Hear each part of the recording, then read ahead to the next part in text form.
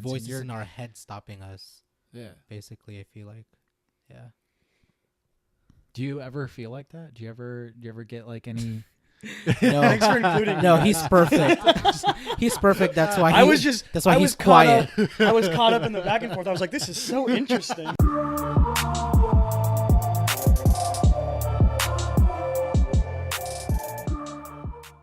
We in. What's going on? Hey, everybody.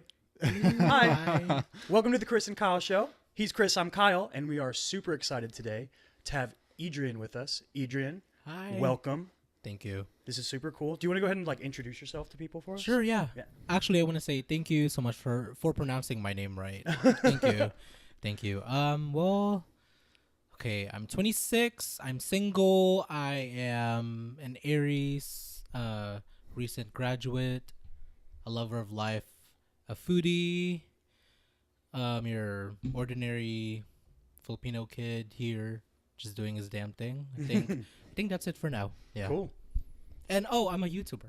Oh yeah. By the way, yeah. you're also a YouTuber. Yeah. Yeah. And I will say, it's nice to meet you. We've literally never met each other until 2 minutes ago. So, hi. Nice to meet you. Nice to meet you. Yes. But we actually met through a mutual friends project, Good Morning Sunshine. You were the director on that project, and I was kind of like a jack of all trades, do whatever I can to help whatever out you get told to kind do. of guy. Yeah. and I was very glad that he was there because I've only directed once, and it was very good to have Chris around to just make sure that everything was going well. I felt that for someone that he had just met, he was very supportive. Although I was very much, hard on myself, but he was great to work with. Yeah, Matt didn't even know when I showed up that I had directed before. Well, exactly. Yeah. That's why there was that moment in our conversation where I was like, oh, blah blah blah, and you were like, actually, and I was like, oh damn, sorry. Was I that much of a dick? Yeah, but also I've only I guess I only knew of you from what he's told me, so it was true. Like, oh, okay. Yeah, right. I mean, I guess that was fair. Yeah. Yeah. I'm sorry that I came off as a dick, but no. You're good. He gets it all the time. It's You're fine. good. I'm good. I'm just a sensitive person. Yeah. So it's a thing that I'm like, okay, you know what? Well, and you always have to evaluate on projects like that. Like, you never know who's coming in with their own egos and stuff, and who's going to try and take over. Agenda. Yeah. Who's going to try and take over the project and say, no, I know how to actually make a movie, so I'm gonna, put my You have no idea who's gonna approach filmmaking like that. Yeah. But thankfully you didn't do that. So you are a YouTuber, you do vlogs and stuff like that, and I would also say that you're a really, really talented photographer. Thank you. I would say, and this crosses over into your YouTube as well, like, you are able to nail an aesthetic really well. I don't know how much you think about that, but like, your eye for things is really, like, just really impeccable. Thank you. Yeah. So, like, how often do you think about that? Like, when you're, just photography or just creating in general? Yeah. Like, where do you feel like you've gotten that knack? You know what? That's a really good question, and I've always told myself that I feel like it's something that I was born with. I feel like it was just something that just came with me. Right. But I feel like at times, though, I feel like it almost feels like I'm being, or it feels like half the time I'm being extra, which is what I'm known for as well. But I think in this context, it translates very well because I feel like that laser focus to attention to details, I feel like it's so clear. It's so clear. I feel like in many ways it almost feels black and white. It either works or it doesn't work, even if it's 99.99999%. If it's not 100%, then I feel like it's off. So is that something that, just as a photographer or videoing as well, is it something that you're just kind of always subconsciously thinking about, like how you could frame things and make things look beautiful? Yes. That's really interesting. Yeah, and it's funny because I think prior to college, I was like, oh, let me be a cinematographer. When I actually also found out what that, um, that term was. Right. But then when I got to college, I was like, I'm more than that. But I do, yeah. But when it comes to moving to like in comparison to still images, I feel like it's a lot easier. Mm-hmm. But then when we were when we were doing the film, it's a lot harder. Yeah. Although I could tell, I mean yes, I can tell, but in terms of like making it happen it was difficult. Mm-hmm. Yeah. And like you're also like more restricted with videography too. Like just if you're only taking still images, and you have a good DSLR camera, right? Like you're able to capture whatever's in your head a lot more easy than if you're thinking of the perfect shot.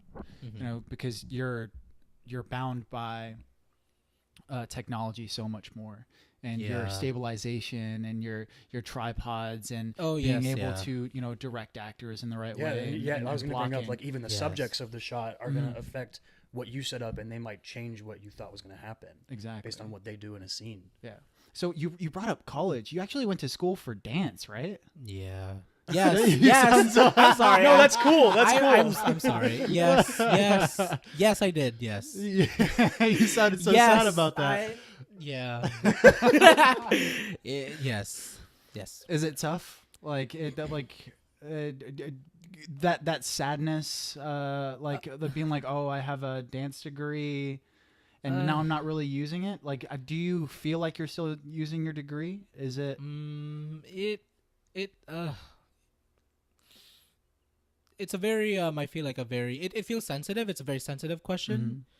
Mm-hmm. Not in a way where I'm like not wanting to answer it, but I think just in general, because I feel like yes, I'm not using it the way everyone else thinks I should use it, as in auditioning for companies, doing commercial dance, enslaving myself to other people's visions.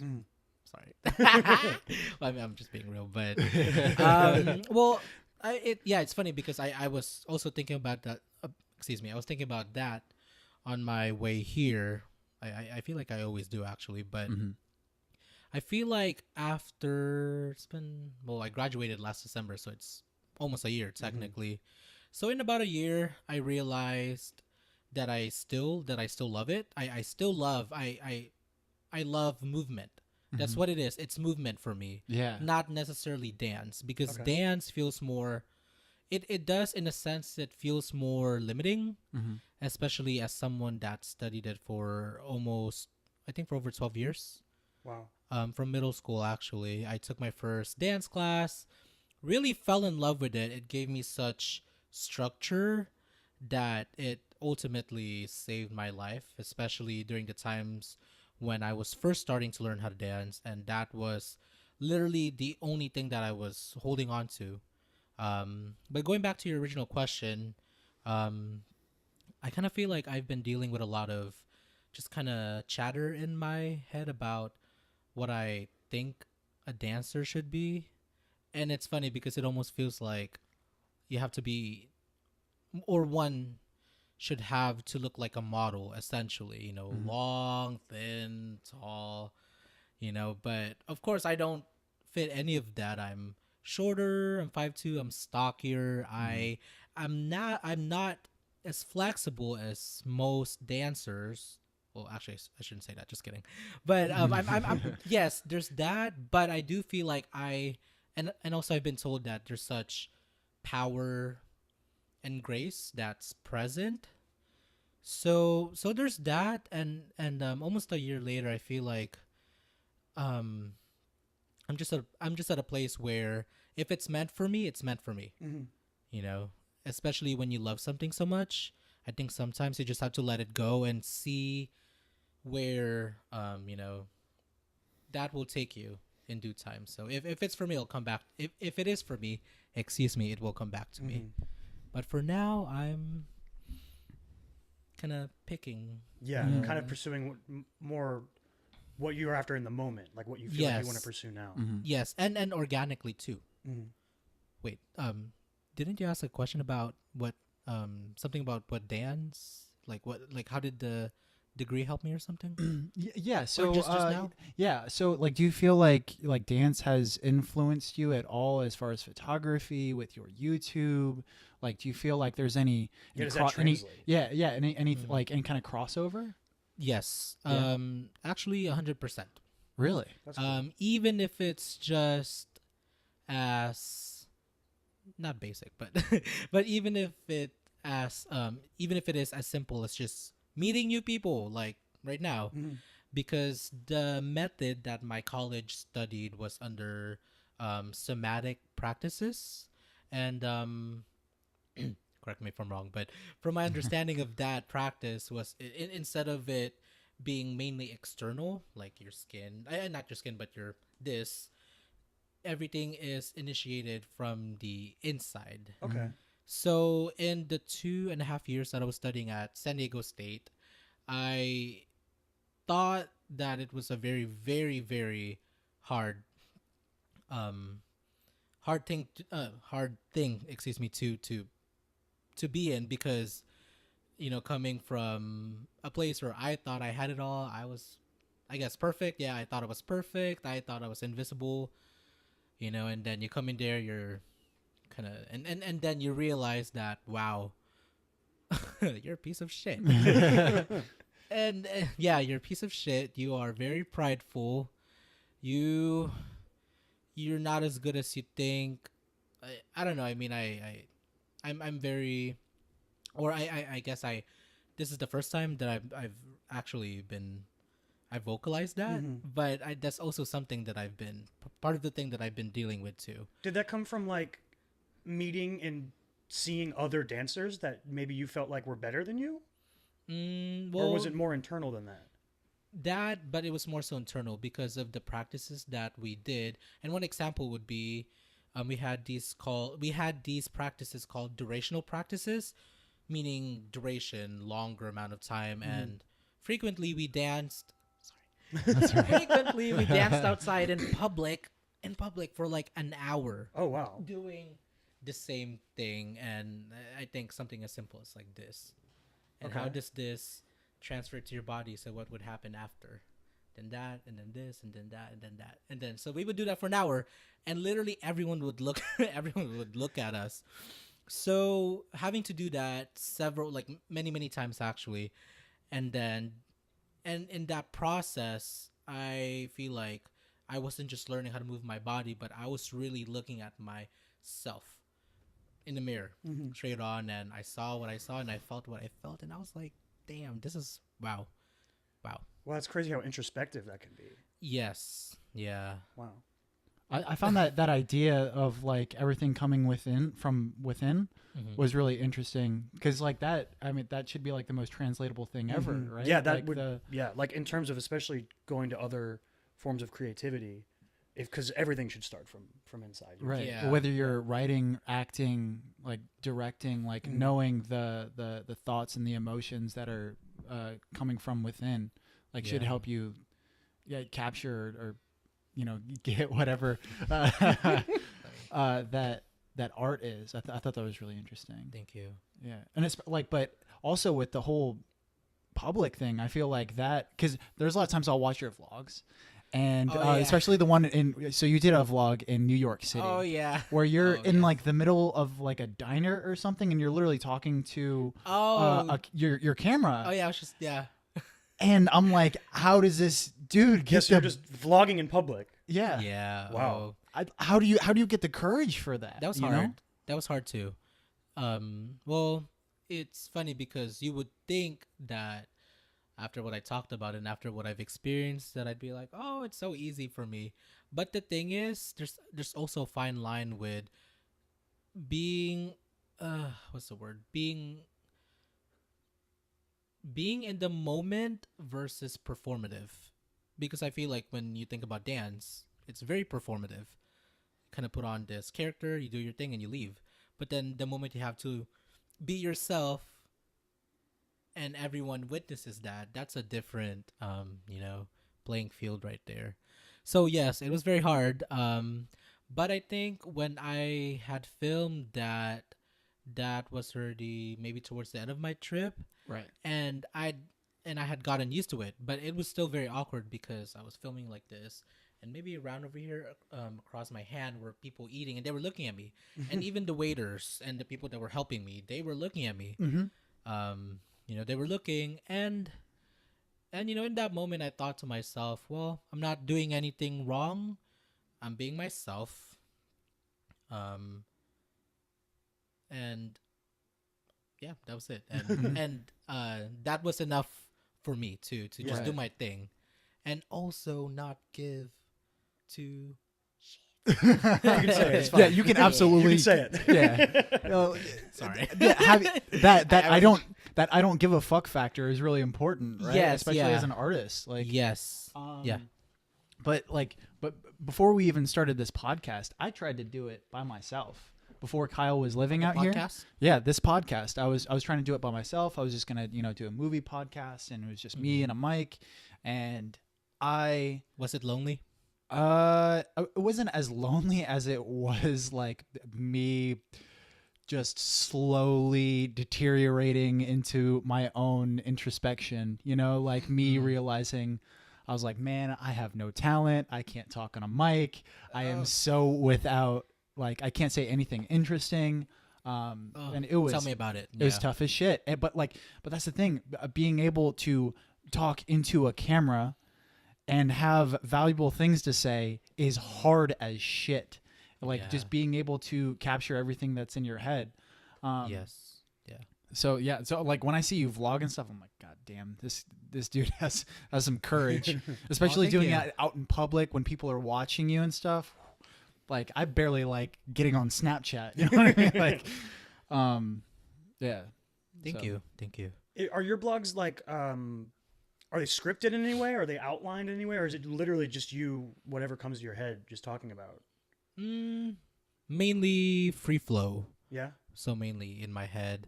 But I've also gotten, I mean, I've been asking for advice too, just some constructive, whether I could take it or not. I was like, hey, what do you think from an outsider, perspective? What do you think could I improve on? And then that same thing of just too much of this. So I also started outlining, so I could at least have a clear structure to work with. And if I were to, go off on a tangent, which I always do, then I just remember to go back to it. But I typically work. I think I've always favored freestyling, just in general. Right. Yeah. Just the pure improvisation of it. Yeah. Yeah. Yes. I can do that.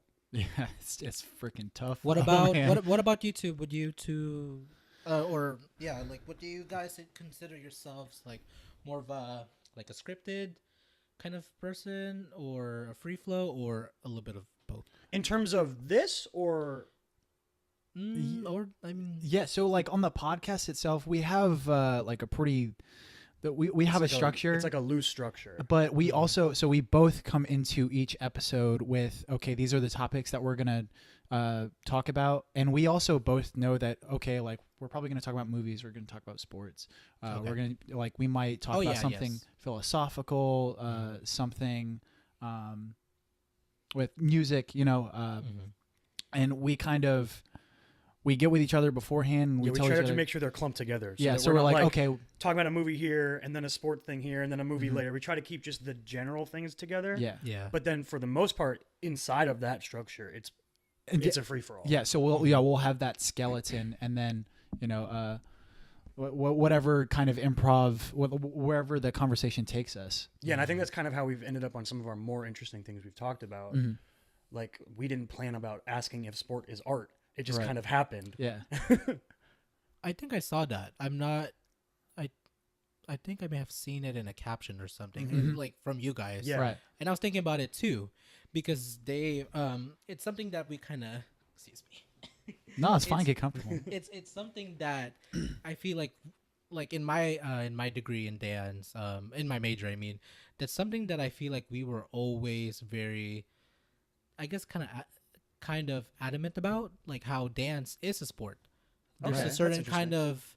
of there's a definitely specificity in the athleticness and the Yeah, there's training. certainly athleticism. It's yes, yeah. I mean, I feel like there are so much similarities in it that because of how I feel like society sees dance, that it does feel kind of difficult to not see it more than just all fluff and pretty daisies and all that stuff, and actually actually that be recognized for the endless hours of training. Yeah, the amount of time and skill that it also takes To make it look like that. Yeah, To make it look effortless.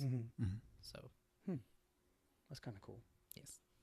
So, you were born in the Philippines, and your family came to America. Yes. Yeah. Yeah. Yes. So I was born. Yeah. So I have four. Just kidding. Well, I have three other siblings. Three of us were born in the Philippines, and my youngest sister was born here. So, and then we all immigrated here. How old were you when you came? I was 9. Okay. Oh wow. Yeah. Yes. So I was old enough, I feel like, to definitely have my own sense of identity. And that's why I feel like even after 18 years of being here, out of everyone in my family, especially my siblings, I feel like I'm the only one that, or I feel like I'm the only one that stayed true to our heritage, while everyone else, I feel like, sadly assimilated, and I feel like, wow, it's weird. Right. Yeah. So you also grew up Catholic, right? Is that something Yes. that your family started? Me too. I think I saw in one of your photos on Instagram. I was kind of doing some lurking before I went here. Okay. Yeah. Is it true that you're from Miami? I'm from South Florida, so Right. like, oh, you mean Yeah, when I yeah, had sure. the Miami shirt on? Yeah. That's a Miami Heat shirt. Oh, just kidding. Yeah. Oh, okay. Well, that clarifies Yeah, we it. we I'm grew not up in South not Florida. a sports person, so that Yeah. okay. But you're from Florida. Yeah. Okay. Good. Mhm. Okay. Yeah, we both are. What was the question? Oh, Catholic. Sorry. Catholicism. Catholicism. Yes. I grew up with as a Catholic. Now you also sorry for that little dead mic time there. I know you're good. But you're also gay, correct? Yeah. And you grew up having to deal with Catholicism. Mm-hmm. What was that like? Yeah, That's got to be that's- tough, right? Dynamics. Yeah. Would be hard. Yeah, it's very. And I'm assuming you were referring to the video that I did where I was just like, I was an angry person in that video. You're talking about the vlog. The vlog that I did, God and Gay. Mhm. Yeah. Long story short, it was very interesting because I feel like I grew up like any other kid who felt like they were just forced to go to church on Sundays and like have to wake up at a certain time and wanted to sleep in, and then when I got to church I wasn't paying attention, and then even as I got older that was still the same thing. And then shortly before I became an adult, so at 18, some life experiences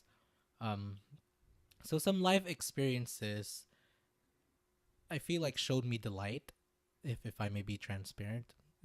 Showed me the light of like, wow, a greater being, a higher sense of being does like it is looking out for me. Because I feel like I was at a point where I either turned this way, which was for the bad, or I go this way for the better.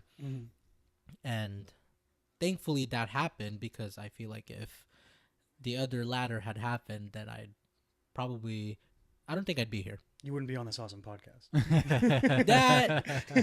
Let's just say that. Yeah. Let's just say that. Yeah.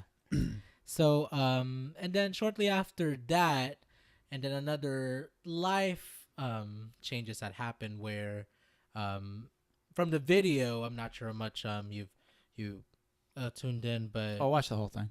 oh really? Yeah. Wow. Dang. it's funny. I don't think I would have watched the whole thing. Our people complain all the time about how our videos are way too long because our content is different. You know, we're and like that's doing perfect. Podcast, That is very perfect. Mhm. Perfect. But yeah, so like 18-minute video, I was like, oh, this is basically just like a clip. I can get done with Oh this. wow. Yeah. Yeah, then you go to ours. It's like, here's a 2.5-hour video. I actually tuned in to one of your episodes, and I think it was a long one. And I admit, for me, my attention span is. But even though visually I started doing other things, I still kept it on the other tab. So I was just listening. Yeah, and that's kind of the intention, is that you can consume it in parts. You can do other things while you don't even have to watch. You can just listen to it on a podcast app. Right, it's not like the video is just there as an extra place to put it, basically. And it's also like it's more of a passive experience. Same with mine actually. That's why I don't. Well, I mean, even though now I'm a bit more cautious about the length, but I guess more so of editing time. Oh yeah. But I really couldn't care less of how long it is, because at the end of the day, YouTube algorithm favors longer videos. Really? Yeah. I'm not entirely sure. My mentor told me about it. Supposedly if a video is like 10 minutes versus 60 minutes, and a person watches the 10-minute video for a minute versus the other video, the hour video, and someone watches it for I guess the same time, it like the percentage of it is more favored. Yeah. Cool. But see, there you go. I'm going off again on a tangent. No, it's fine. No, we welcome tangents on this it's all good. podcast for sure. Yeah. We were talking about my experience growing up as a Catholic, right? Yeah. Yes. So that happened, and then I feel like, I just really feel like everything was, I guess, shattered for me, and it almost felt like I was back to square one again. Oh wow. To where I was right before I made the right turn or the left turn. So, and that happened in 2015. So I feel like that was still recent. And as of now, I feel like I'm slowly getting myself back to a place of peace, and to be transparent, I do consider myself Catholic. I guess by religion or denomination, I'm not sure. Yeah, because it's difficult, because there's like, in Catholicism specifically, there's specific rulings of the way things are, which can make things really difficult for people, especially because you're gay. That can make things. I can see how it would be hard to identify as Catholic because of the way the Catholic Church teaches juxtaposition, things. right? Yeah, that's interesting. So you've never found that, like, maybe there's like another religion that could sort of also take the place of it, or is it not, you're not really worried about the label of it at all? No, I also feel like I'm at a place where, I'm at a place where this is what I grew up, this is what I'm familiar with, but I know deep down inside that I honor, our Creator, even though I feel some kind of way. We kind of have this like kind of on and off relationship, but I've considered myself more faith-based than someone who's religious. Okay. I don't know if that's a term, but whenever someone asks I understand question, that's how I get what you mean. Oh, good. Okay, yeah. That's how I can explain my myself. Yes. And I feel like that's kind of what people are moving towards too. Like I think in general, the feeling of God over specific rules. Yeah. The following a book that is old. Super old. Outdated. Outdated. I mean, others does say it's outdated. So yeah. But yeah, it's more about the feeling and the thoughts that you're supposed to have and living, and the morality. I think the morality is a big part of it. Yes, and becoming good, and making sure that you're always a good person, because, well, I just feel like there are people who go to church, there are church goers. Oh, there's churchgoers that are not. Oh yeah, Oh, yes, that's yeah, very and, real. yeah, and I think to myself like how, or I've always thought to myself like, how do you go to church but yet you are the first person to stab It's someone? weird because it becomes like a social standing more than like a faith filled life. Mhm. You know what I mean? Yeah, Yeah, that's like a almost blatant thing I would Yes. say in Catholic churches that you can find. yeah, I yes, yeah, yes. But also, I do want to say that even though yes, I'm saying this, I'm just speaking from my truth, from my own experience, and I don't, and by any means, I don't have anything against the religion. No, Mhm. no. Like I you're not a don't. bad person if you're like I'm a Catholic. No, that doesn't. Or There's good. There's people that are good and bad everywhere. no, for sure. But Yeah. or more so, just like I just don't want to come off as like someone that's just like Oh yeah. Mhm. you know. No, you're not. Mm-hmm. At least Okay. from my No, perspective. no, definitely not. But that's another example of living inside out. The Oh yeah, going back to the practice. yeah, of- yeah, yeah. That practice Yeah. of like knowing that inside that you're doing the right thing, versus just going to church and still being kind of a Yeah. shitty human. Yeah. Actually, if it's okay, I think I also just want to talk about how, like, so since that happened in 2015, the whole falling out thing, I feel like I didn't want to go to church for a very long time, and I still live with my family, so it was very difficult. I was in a very difficult place because, yes, I felt obligated to go to church because my family goes, and if I didn't go, they would ask why, and oftentimes they would feel not mad or maybe mad, but they'd feel otherwise, that I feel like I'm breaking Mm-hmm. the flow, that we're all supposed to be there. And actually my parents don't even know what happened. I feel like I couldn't talk to anyone about it. Only my sister knows, but I feel like she's been able to help me as much as she could have, but this whole thing needed to be my own, my own solitude, my own journey.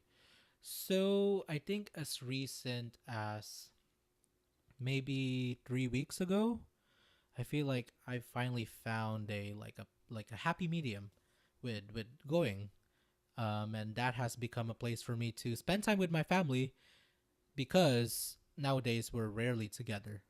So now I see Sundays at 10 a.m., the mass at 10 a.m. as an opportunity for us to just be together, Mm-hmm. even if we're not talking, as long as we're in the same space. You know, if there are times where I'm not interested in the homily, I meditate, and it's funny too, because oftentimes, even way before that happened, like going to the mass has always been a place for me to think of my like best ideas. I feel like I have epiphanies left and right, That's interesting. which included starting to upload twice a week on my YouTube, Mm-hmm. Boom. which I had just like thought of, and then so I think I was gonna upload in later that week, but then shortly after that, 2 days later, I had to crank out my next video because I went from one video a week to 2 times. So yeah. I mean, it makes sense. Being able to, because when it's an hour basically spent listening, Yeah. and your mind wanders, and it makes sense that your mind, and kind of it's sort of a weirdly like relaxed environment, despite all the weird, you stand here and you kneel here and you sit here. That sort of weird robotic motion of knowing what you're doing, and Yeah. because like someone like you or me who did it our whole lives, we don't think about it. You just do what you're supposed to do when you're supposed to do it, and when you Yeah. get into that, your mind can just kind of wander to think about things like that maybe don't have to do with what's happening in the moment, but are important to you as a person. I think that's Yeah. kind of cool. Thank you. Yeah, I feel like that's really nurturing to creation, just period. Like nurturing to thought. Yes. Like having a hand. Like I'm a mechanic in the Navy, almost out, Yeah. but Mm. like turning wrenches and stuff was like really nurturing to thought. And Wow. being distracted by a nut and a bolt, and turning it, and like that's not something that I really have to think about. I mean, it's more feeling, and Mm-hmm. it's something that I've done for my whole life. So when I did it, it distracts away. It just takes away so much that it lets your mind be more free. I don't know if there's anything to that. It's kind of like Einstein. He worked in a clerking office or something until he was like 30 something. But he said that he always had his biggest thoughts while he was there. He was like a tax clerk. I don't know what a tax clerk does. Don't explain it. That's not interesting. So I wanted to talk about how you recently quit your full-time job. Oh, right? yeah. To be a YouTuber, right? To just YouTube as much as you can. Yeah. Yes. Wow. Yeah. That's bold. Brave. Thank you. What's that been? How recent? Thanks for reminding me. Yeah. Woo. Wow. How recently did you do that? Well, almost 3 months. How's So not that recent. How's it been so far? Wow. It's it has definitely been a journey because there are days where I feel so empowered, I can do this, and then there's some days where I'm like, why did I do this? Yeah. So I feel like in other words, it has been such a emotional roller coaster of a journey. Especially I feel like trying to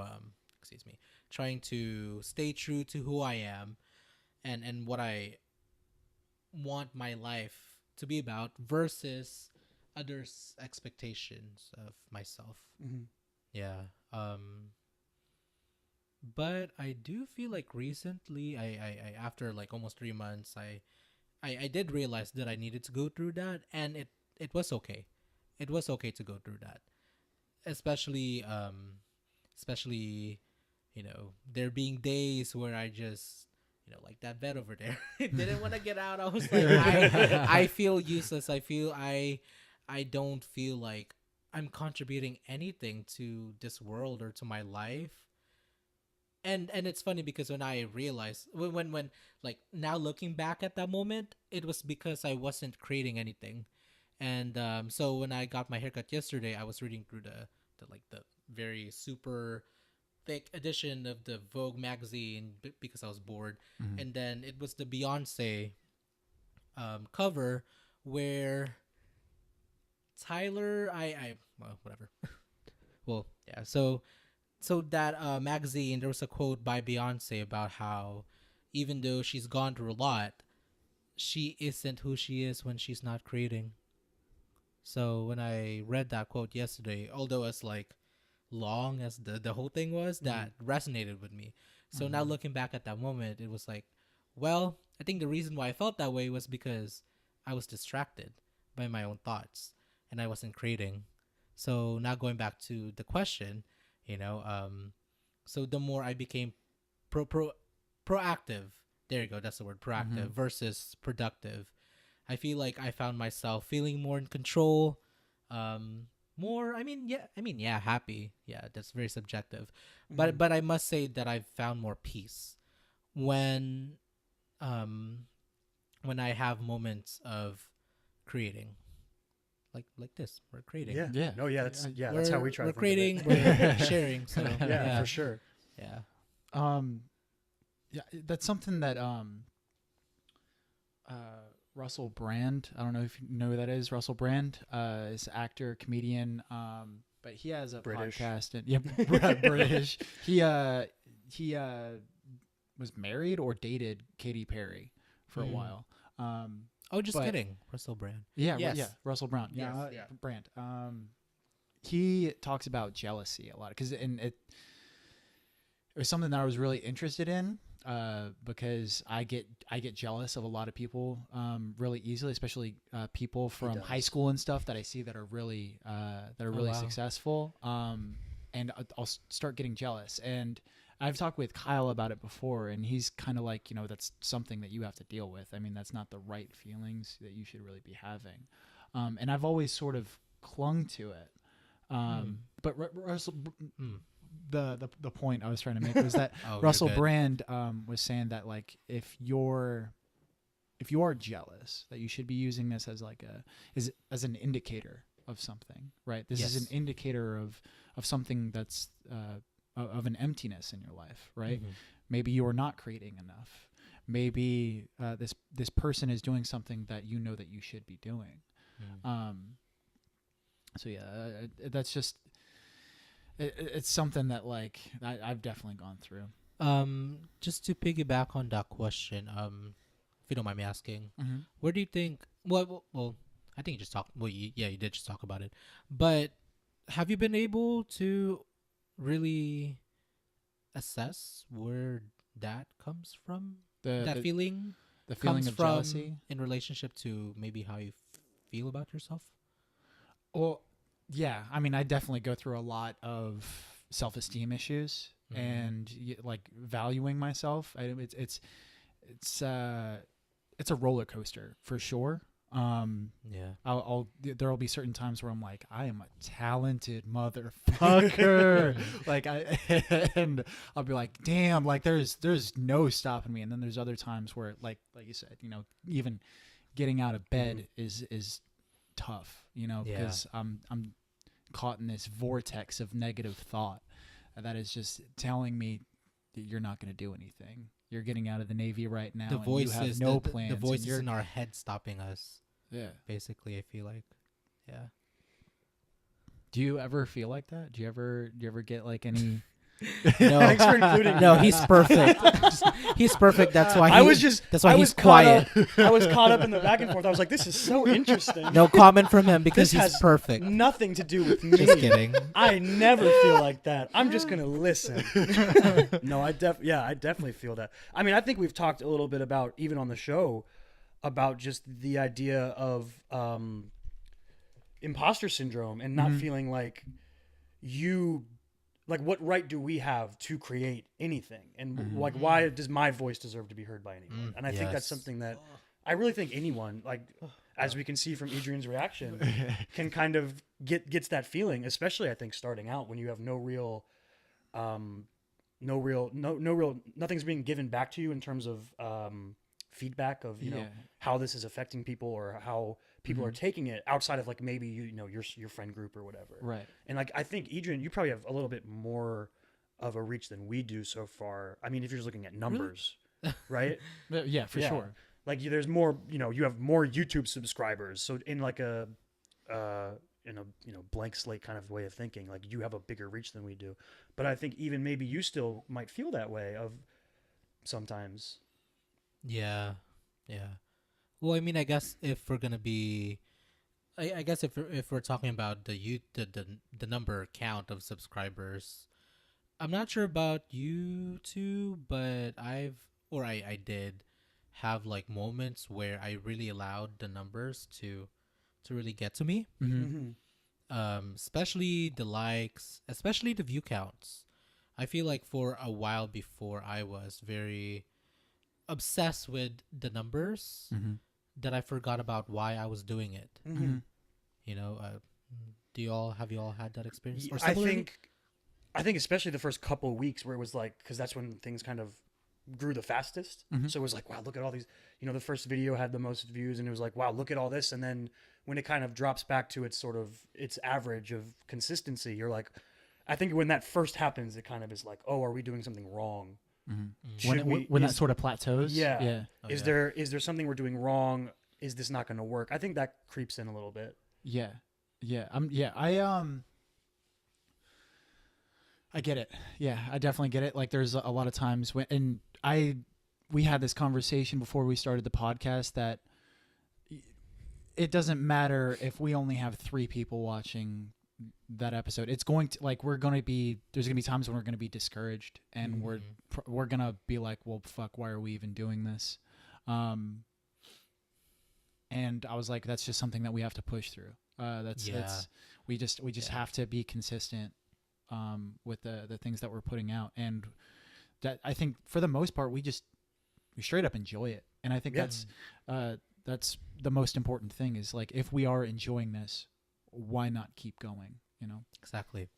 And speaking of consistency, I'm gonna take over the podcast. I'm just kidding. I'm just kidding. Well, yeah. So speaking of consistency, what does that?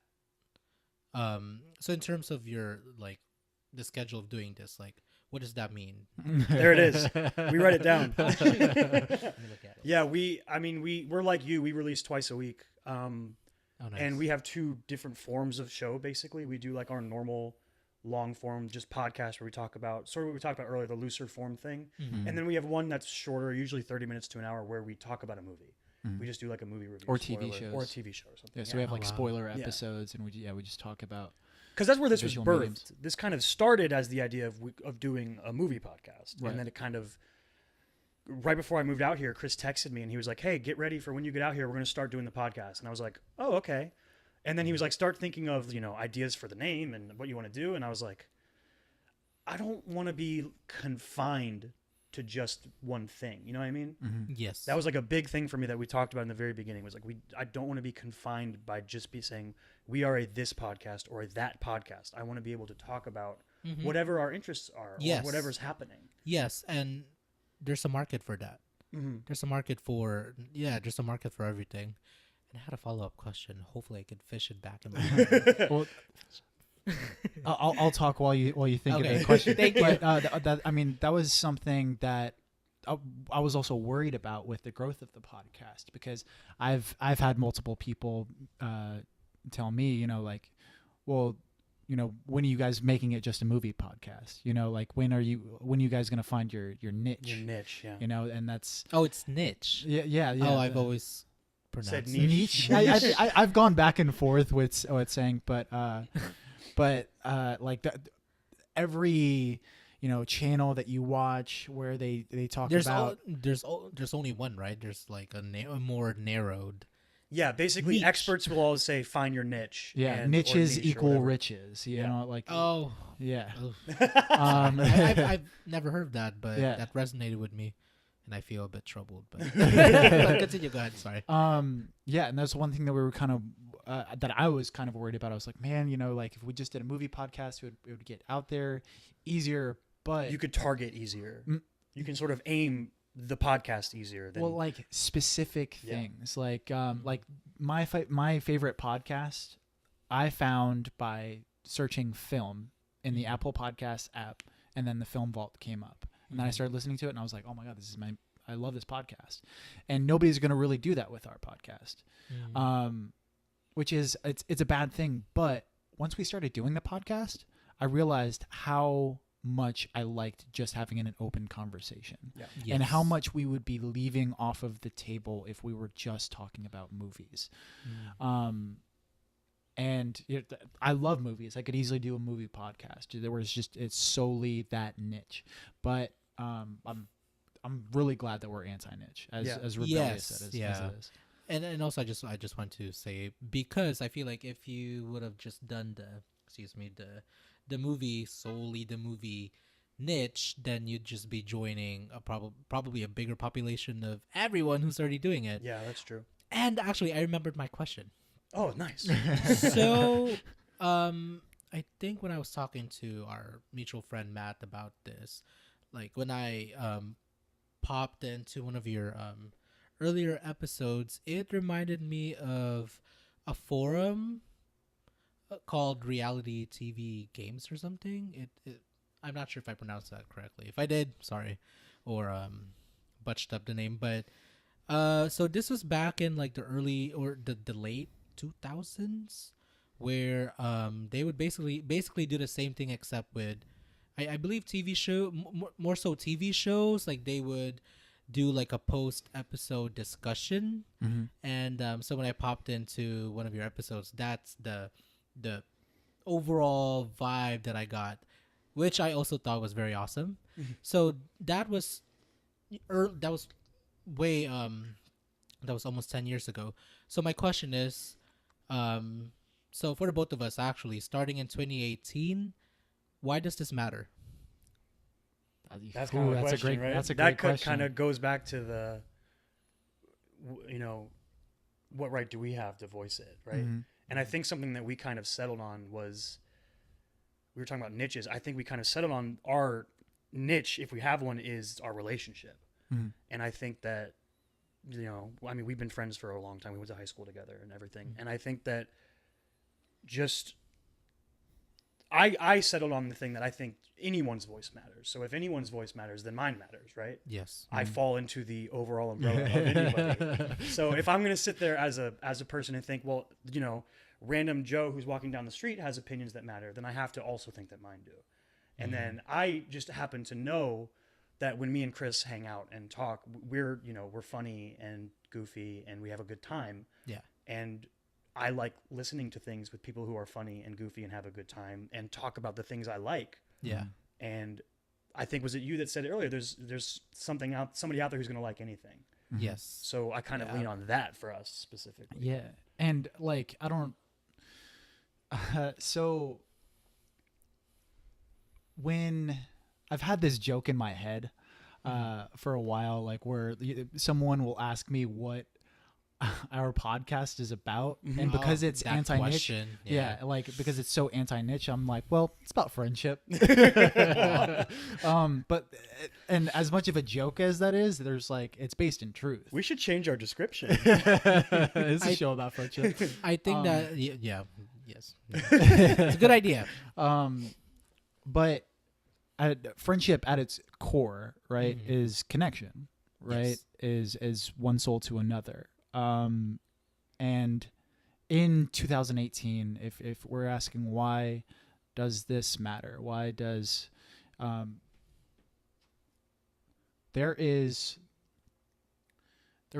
a point in time when I was in college, and I stayed in an apartment with 4 guys. One of them was this guy right here. But 4 other guys. There were 5 of us. yeah, there was in a 5 of us 2-bedroom all apartment. together. Yeah.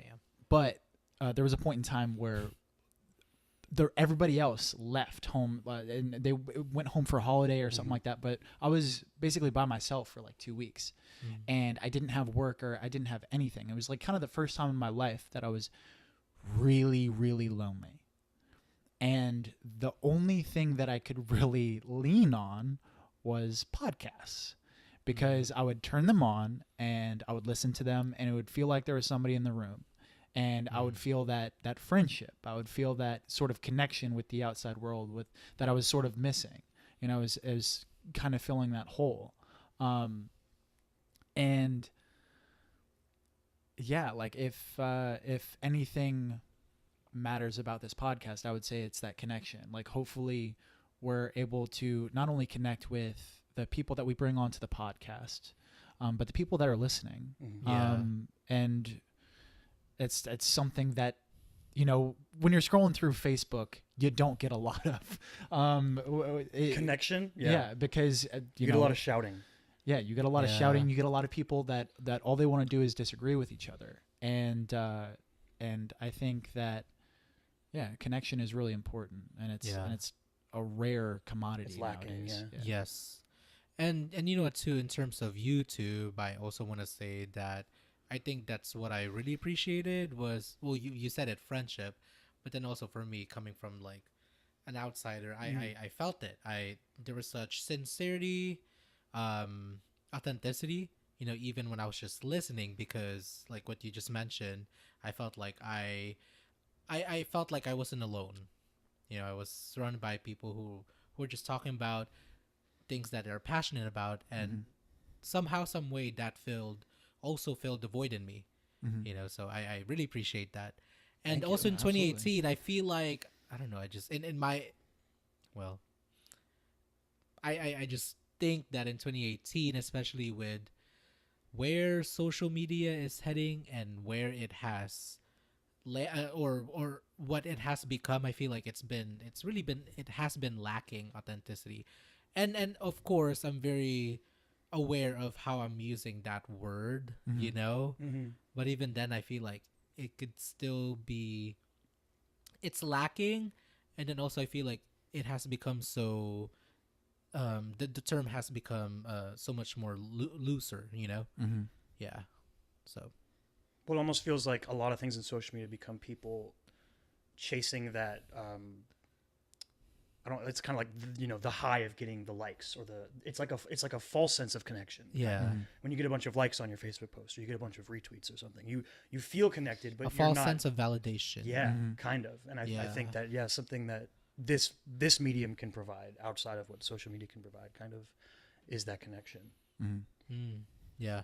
Well, and then also, and then actually, when you also think about like social media and connection, like where does the two really meet actually? From like reality versus false realities, because also with what we do, the mediums that we, work with or specialize in, there's also editing, and I feel like and I feel like I guess maybe to go on a different subject, sorry. No, I feel like sometimes I'm actually always very conscious about what I put out. Because when I record my vlogs, half the time I guess panicking and I'm stuttering, and of course that's not always the most flattering. And sadly, I've kind of not resorted, but sadly, I've like started, cutting my ums off. Which is that's a style on YouTube though. That's like a thing. It is. It's an aesthetic of YouTube. Yes, it is. Then I realized I don't talk that way. I don't talk all proper. I don't talk proper. I'm very deliberate. You stumble over words. I stumble. I think I'm more. You're authentic. You're a real person. Yeah, exactly. So that style, I feel like it. I mean, I do like it.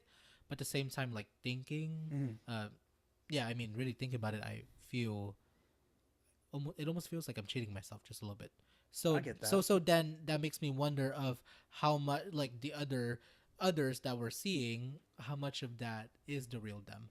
Yeah, for sure. Yeah, and so I would also, the caveat to that is, just because you're cutting out your muttering and you thinking about things, that's not a bad thing.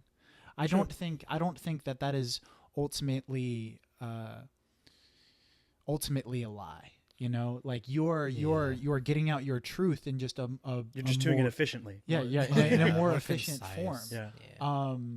I don't think that. Yeah, I don't think that there's a problem with that at all. Like, there's not like a right or wrong in either direction. Yeah, exactly. Okay. It's just a different style. Okay. I mean, the reason we don't do it is because we're just too lazy to do that much editing. I know. Yes, tell me about it. That's a lot of work. Tell me about it. If I were to just like shoot and upload, that would be so much easier. I think. Yeah, I mean that would be the goal eventually. But but within any kind of art, like you have the truth within the lie, right? So like my favorite thing period is fictional movies.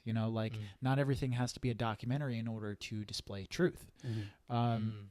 Just because it's fiction doesn't mean that it's not displaying a perspective, an idea that I've had, just raw emotions. Like when you watch Harry Potter, what it's like to have friends. You know what it's like to be a part of a family. And to have connection.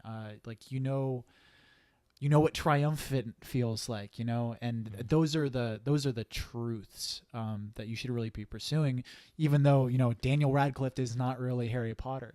Wait, what? I thought Harry started acting. But being able to cut out you stumbling over your words, I don't see a problem with that. Okay. That was actually something I noticed when we watched some of your videos, with the amount of post it seemed like you put in, amount of work you'd put into the videos during post, with music and sound effects and editing, just the video itself. I was like, he puts a ton of time into these after he's done shooting them. Sorry for the dead time. I started off as an editor. Oh, okay. Yeah. I actually recently talked about that in one of my most recent videos of how I got into film, YouTube, and I started learning how to edit. Then yeah, that has basically influenced the way I create things too. That's interesting. Yeah, so I can edit the crap out of things. Yeah, we don't come from that. Yeah. Well, I mean, So if you guys need help, You edited a couple things in high school. But I edited a lot of things in high school. I mean, I did at least a dozen projects. You did? Yeah, in Jeez, high I thought school, you did yeah. like 2. Oh no, Oh dude. wow. That only I wasn't two in that those- a lot of people. I wasn't like, in those think fancy about. AP classes. I mean, I started like freshman year. Like my first project I ever did was like for sign language, and then I ended up doing like 3 projects that year. But like every time that I had a project that I had to do, whether it was a book, whatever it was, video project. I was always trying to go for the video project. Mm. And that entailed, I mean, before I even really knew what it was, that entailed writing, directing, acting, yeah, and editing. True. Yeah. Too. Yeah. So what do you use Sony Vegas? Is that what you use I for editing? did. Yeah. Well, I'm now Mac, but I use Adobe Premiere Pro. Yeah. But I'm not entirely sure if Sony Vegas is compatible with Mac. Is it? I'm not sure. I used to use Sony Vegas on my on my laptop that wasn't a Mac. Yes, yeah, because from what I know, Sony Vegas is a PC program. Mm-hmm. Yeah. Yeah, but I could be Adobe wrong. Premiere is pretty good. Huh? Adobe Premiere is pretty dope. I like it. Yeah, but it's funny because I feel like I did start off also with Sony Vegas Pro with my PC before I finally had some money to buy a Mac in college. But I must say that I was able to do more things with Sony Vegas Pro because it was more accessible, I feel like. And then for some reason, when I converted to the Adobe Premiere Pro, there were some things that I could not do that I used to always do with Sony the Sony Vegas Pro, which like Cookie Cutter. Like I was such a fan of Cookie Cutter, like the effects where you cut, you know, yeah. I eventually found out how to do it, but to do it, I had to go around the program to get the same effect. And but yeah. I know everything about editing software. Yeah, it's Name one other editing. Final Cut Pro. Good job. That's only because that's what I No, use. dude, I used that at the Connecticut Oh yeah, School that's of right. Broadcasting. That's true. That's true. Well, for I the mean, well, 6 also- months I went there. Well, isn't that also standard in the industry, right? Yeah, I think it is. Very? Final Cut Yeah. Pro. Yeah. I think that and Avid. I mean, we used Final Cut Avid, Pro what's at that? our high school. I'm just kidding. We used Final Cut in high school That is such a. because we had the Macs in the TV program. So I would like to ask, what is your dream job? What does that look like? That's a good question. Yeah, I feel like I'm so melancholy. That's fine. I feel like I don't know. I don't know. But somehow, some way, with everything that's currently happening with my life, I know that I'm in a good place. Yeah. But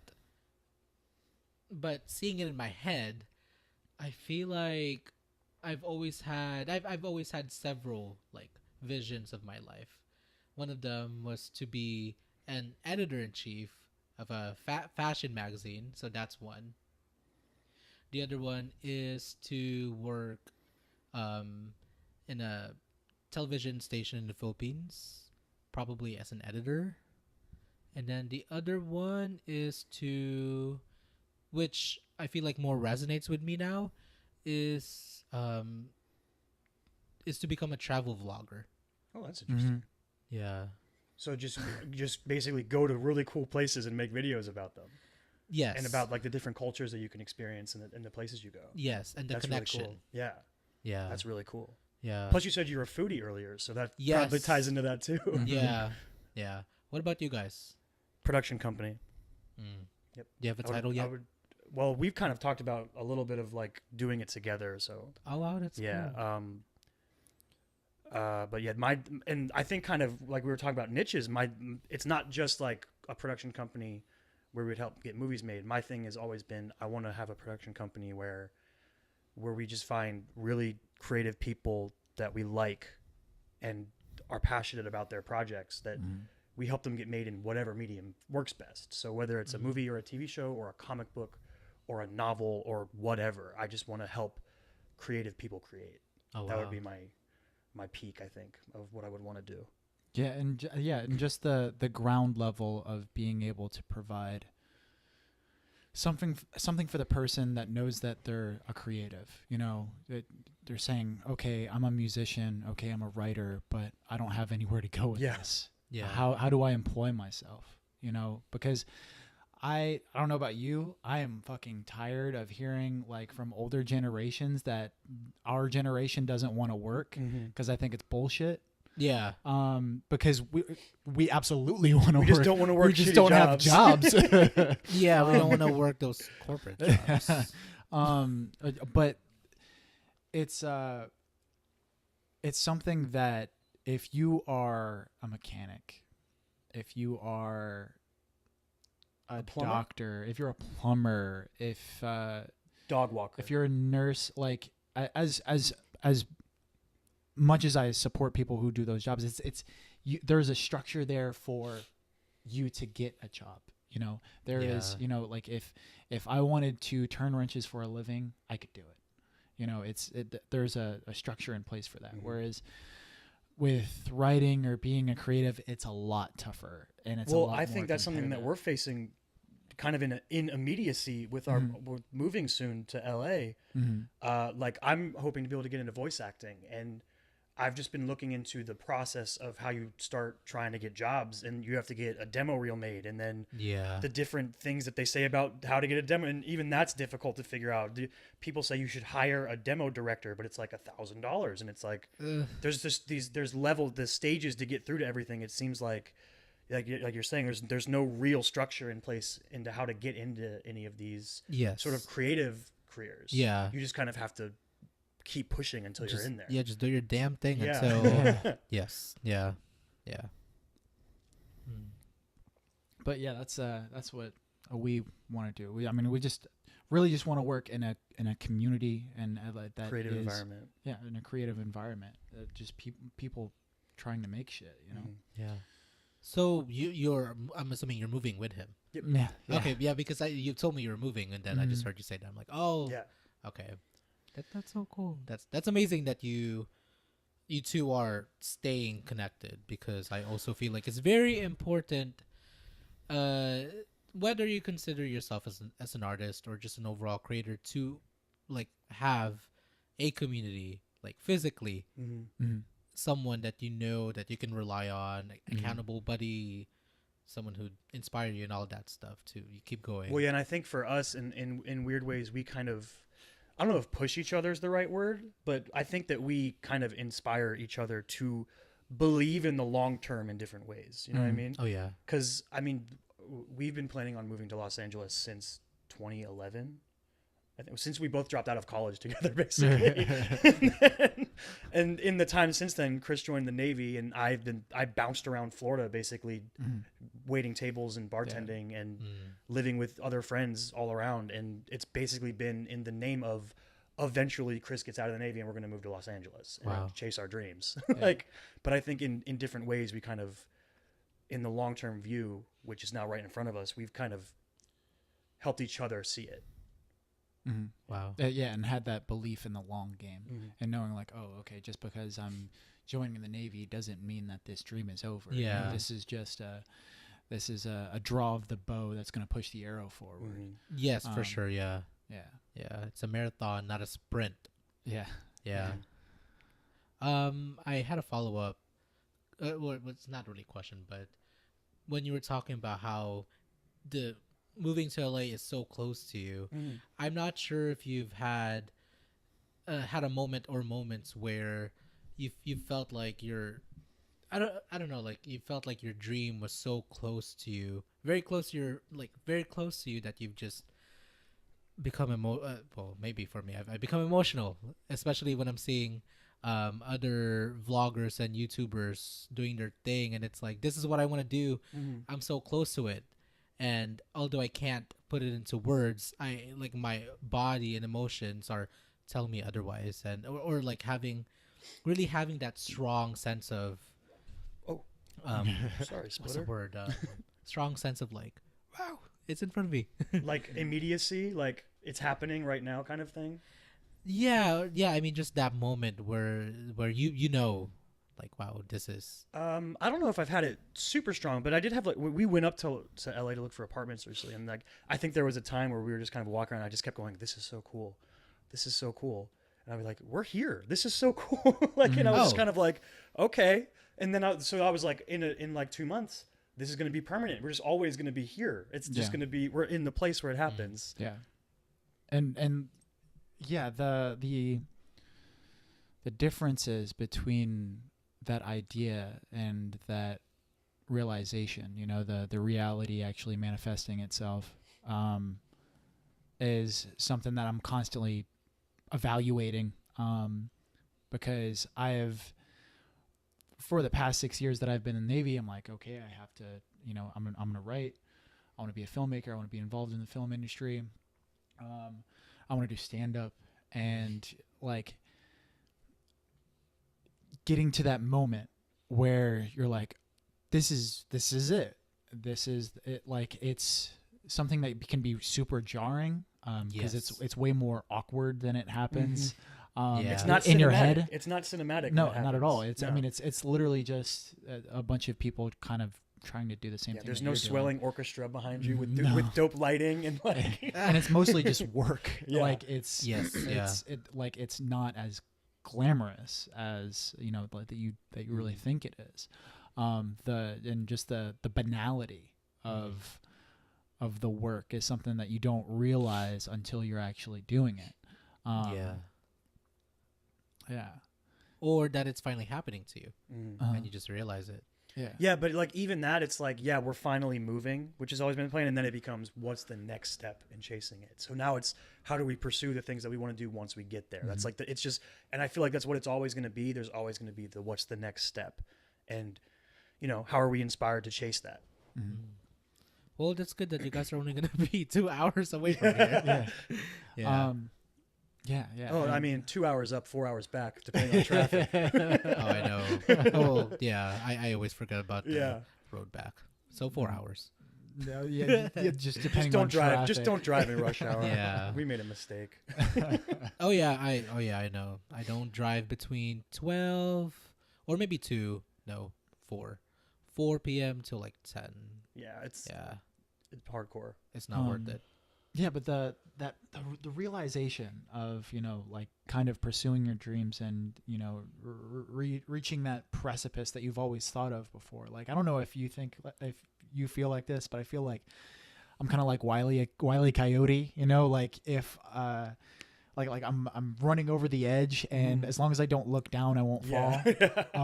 You know, so I'm just gonna keep grinding, you know, keep working, and, you know, hopefully something comes out of it. Maybe I'll just make another in like wedge, a weird way, we're each other's roadrunner. Yeah. Like, it's like I see Chris and I'm like, oh man, Chris is like working really hard. I have to work harder because he's working harder, and vice versa. Yeah.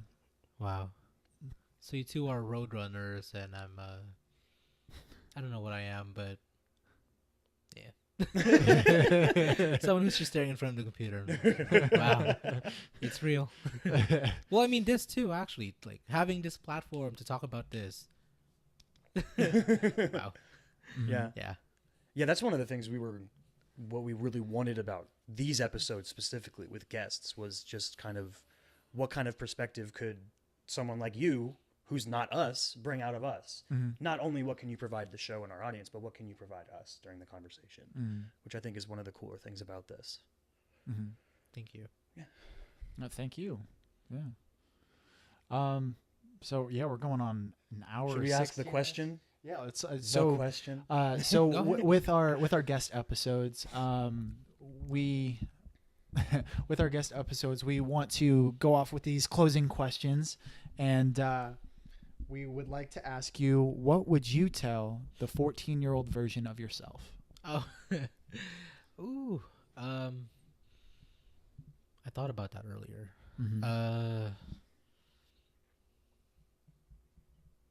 Don't cry, little one. Everything is gonna be okay. Yeah. Or don't keep on crying. I mean. Stop crying. Yeah.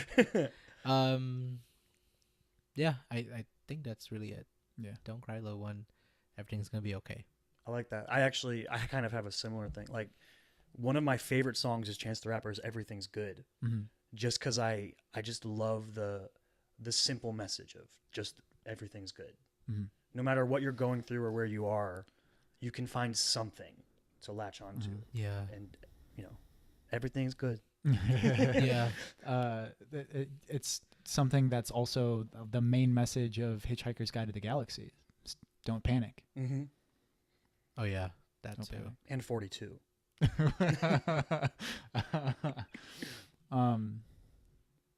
Well, it's been pretty freaking dope Yeah, it's having been you really on. cool. Thank Yeah, you. it's been great. Yeah, thanks, Adrian. Things that you need to plug? do you want to plug Instagram, anything? Oh, Anything people that, should check that out. awkward moment. Your YouTube channel, obviously. Wow. Okay. Well. Yes, actually. Sorry for that air again. That's all right. So, I'm everywhere actually. If you just search my name, which is Edrian Pangilinan, hopefully it'll be the. We'll put stuff in the Yes. description. Yeah.